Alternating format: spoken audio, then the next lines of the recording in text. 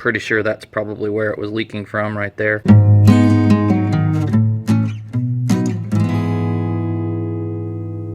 So I'm not sure if you can see that, but it looks like it's leaking around. That's right where the seal is. So that's what I'm going to change out, and hopefully that's what it is. But it looks like it's leaking out right about there.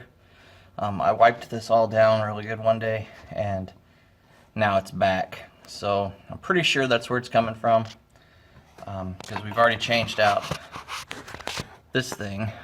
These cooler lines here, that's a common issue, because they're rubber on the factory and they break, so you replace it with this all metal version.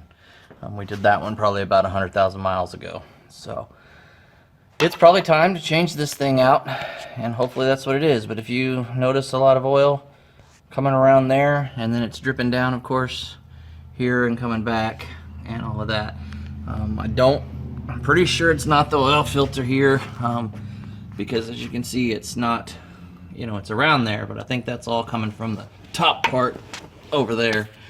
At first thought, I thought maybe this wasn't on there right and tight, but see, it's pretty dry up in there on that side until you get to the lip of the oil pan, and then it kind of comes around this way over here. So I'm pretty sure that it's all running down that onto this oil pan and then dripping around and coming all over the place. So I'm going to get that changed out and see how it goes. Hopefully I can get to that nut. So right there's the big bolt that you're going to need to take off the top.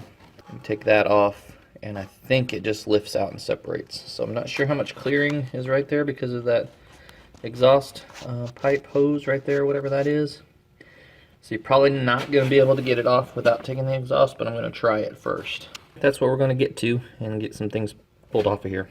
So you're going to want to take out the 3 10mm bolts. There's one right underneath here too, right there on that flat piece. So take those 3 out, follow your cable over, and unplug him so that you can pull this shield all the way off.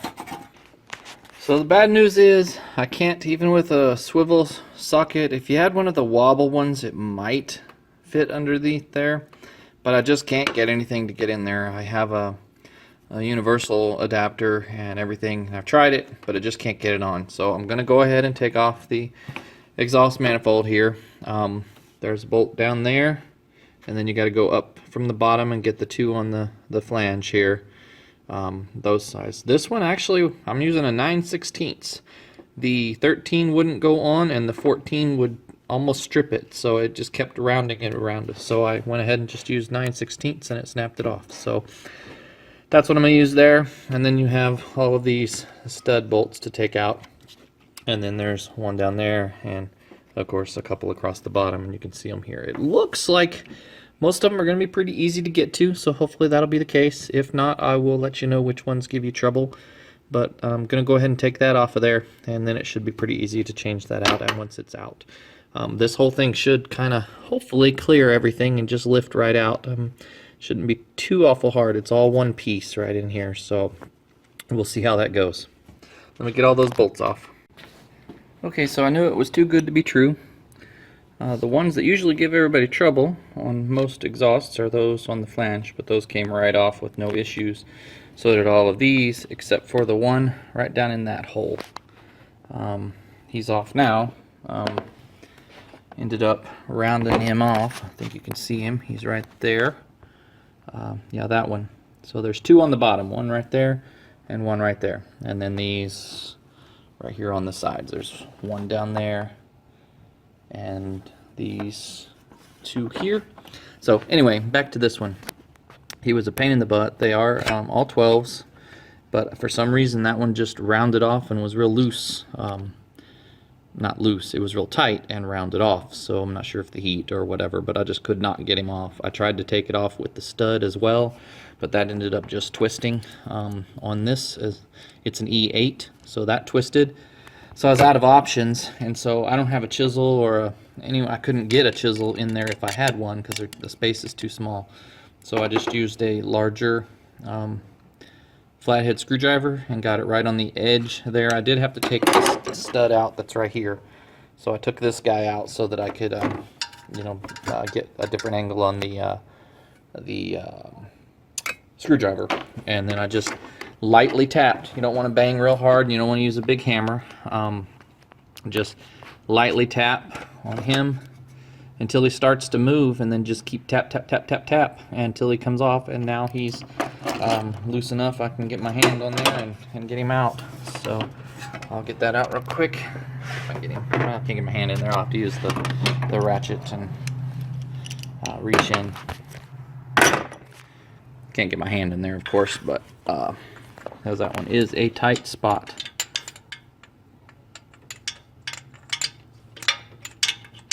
You can see him moving there. Okay, and then now he will turn just by hand. Got him. Once you get him once you get him loosened up, he will come off of there pretty easy. So now I've got that one out, and that was my last bolt to get off of there. And then I can hopefully get the rest of this off and get to that main nut that I was trying to anyway. Oh, crap. Hate that. Okay, there he is.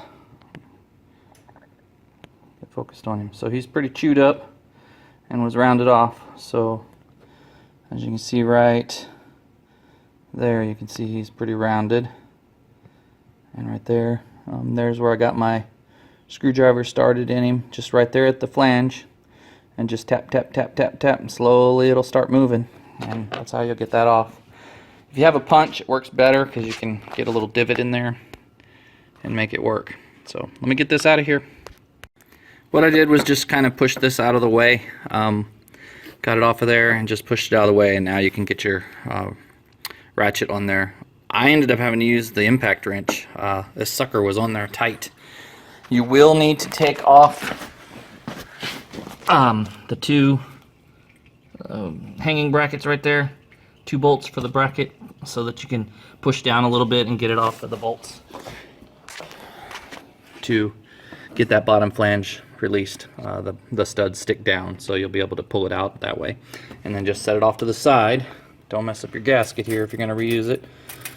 Could be a good time to change. This car has 300 and whatever thousand miles on it. I forget. 360, I think, or yeah, 360.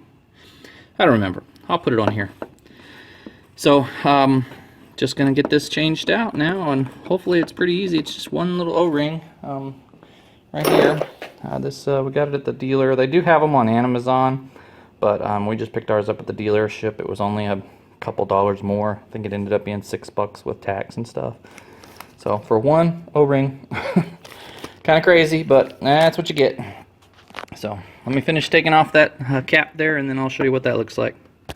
And of course there's more stuff. So you'll have to take this strap nut off right there, that bolt to hold those straps to these oil lines. But I just wanted to show, I'm going to try to change it from underneath without having to take the lines off and stuff. I think I can reach it from up under there and get it wiped off real good and put the O-ring on. But I just wanted to show you this. I'm pretty sure that's probably where it was leaking from right there. See, I think you can see that caked on amounts right there coming out. This just lifted it right off and came on the camera, so I'm pretty sure that's where it's going. That's right about where I was shining up and looking and thinking that it's coming out after I wiped everything down and drove it for a couple days. So I'm going to get this O-ring changed, and hopefully that will fix that problem and keep it going. Try to hit 400,000. So I did have to end up taking it out of the car, so I had to unhook the 2 water lines here.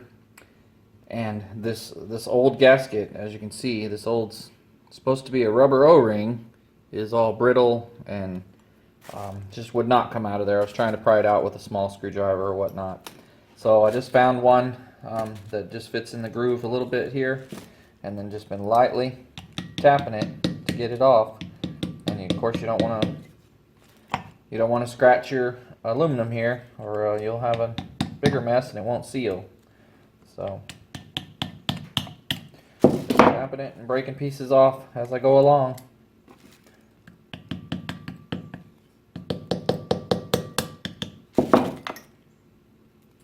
Just bringing it out in little pieces, and then I'll clean it up a little bit with a you know, kind of lightly scrape it if I need to, and get the rest of it off. Most of it comes off pretty good, as you can see.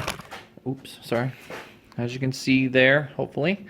There's still a few little pieces that won't come undone. So once I get the rest of it out, I'm just going to clean that all out and get it all smooth and nice and cleaned, and then I'll put the new one in. Okay, so I've got it all cleaned as much as I could. It's a few little pits in there, so hopefully that's not why it was leaking. And then here's the new one. It should fit right in there. So, not sure, but that's the part. Looks like it does have a little bitty spacers on there to keep it to the outside edge. So, and with any O-rings, you'll want to lubricate them a little bit before you put it together. So I'm going to get some old oil and just run my finger around there to get that done. And then it'll be reassembly. What a pain in the butt. So hopefully this will help you if you ever have to have this one fixed. You know, the other leak is pretty easy. You can get to it from underneath the car without taking anything off really, except for the splash shield. This one doesn't come up very often. I couldn't find any videos for this this actually leaking on these 07 or on the Siennas anyway. I see some on Maximas, and I think it was the Nissan Maxima. There's a few videos and some discussions on this leaking on them. But as far as the Toyotas, I couldn't find anything, so I thought I would put this out there just in case somebody else has an issue, because the common one is already out there a lot. There's a lot of videos on that, the rubber lines to the aluminum one-piece stuff.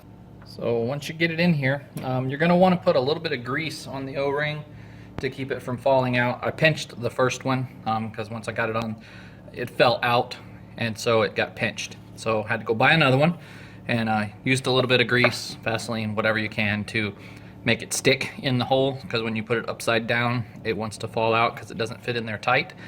And then what I found on the website was 50 foot-pounds for this nut here. So you just tighten that one down to 50. I guess I already had it.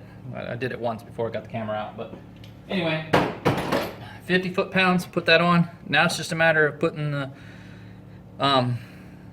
exhaust gasket and manifold and everything back on, and then we'll fill it full of, I did lose some coolant out of these lines, so you know, you might want to drain your coolant and save it if it's new or whatever, but I'm just going to top it off with the bottle here. I didn't lose that much, you know, maybe a quart or something. So also make sure you cover this hole once you get it off of here, and do so you don't drop anything down in there. I had a blue rag over it luckily, or I probably would have dumped a bunch of water in there. And then just put all your bolts back, put your strap back on for this, and just put everything back together the same way. Make sure you put your gasket back on if you took it off, and then bolt everything down. I gotta go look up the specs for this when I get back, and right before I end the video I'll make sure I put the specs, torque specs on there for that. Okay, I got it all finished, put back together. I'm just gonna pour the oil in and do the oil change now. Put some grease on the O-ring to keep it from falling down so you don't pinch it. Before you tighten it down to 50 foot-pounds, make sure that it's all lined up, that way you don't pinch it as well. If you get underneath the car and look up at it, you should be able to see that it's sitting flat on there.